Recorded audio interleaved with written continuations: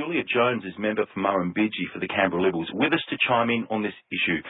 Ms Jones, really appreciate your time. Do you support Julia Banks' move to the crossbench and the reasons why she did it? Look, I'm not here to pass judgment on Giulia Banks, but one thing I can say is that in the Canberra Liberals and here at the ACT level, we are a very optimistic group, and we have more than 50% representation of women right now in our ACT Assembly for the Liberals. How much? 6 out of 11. How much does that matter to everyone in the party? How much of a priority is it in your view? Well, it's a very high priority for me, and it's a very high priority for a whole lot of women who are involved in the Liberal Party here, and some of our men too. And we have made a huge effort to create an environment in which more and more women and, let's say, people from a very diverse background get elected to represent this very multicultural and diverse ACT. Alistair Coe mentioned... Korean babies. Sorry to jump in there. Alistair Coe mentioned that yesterday about the diversity of background of people like Elizabeth Lee and Elizabeth Kickett, yourself, of course.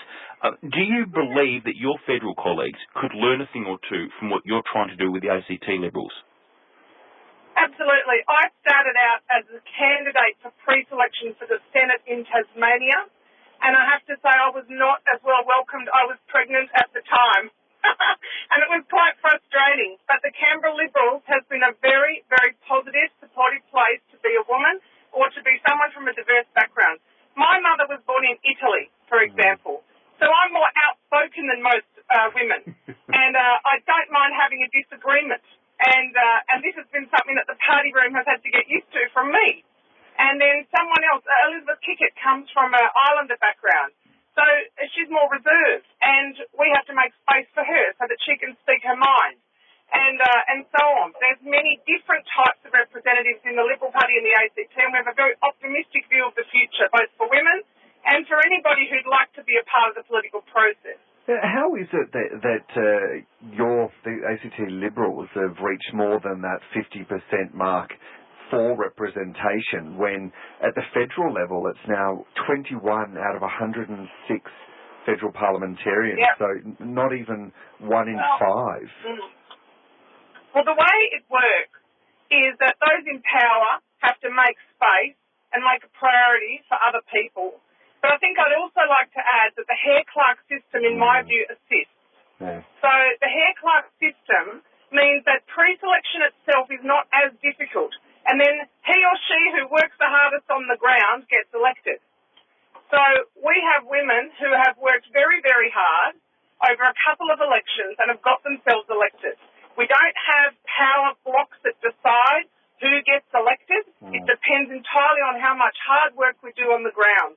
So the women you see representing you in the Canberra Liberals at the Assembly level, and indeed some of our candidates federally now, like Leanne Castley, are amazing, hard-working people who want to represent their communities well, and the Liberal Party here commends them and gives them that opportunity. There's been comments that have been reported by Kelly O'Dwyer saying that in Victoria there was a view that the Liberals are homophobic, anti-women, climate change deniers.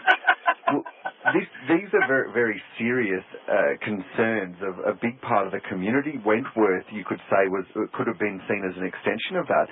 What do you say to those concerns about the way that the Liberals federally might be viewed?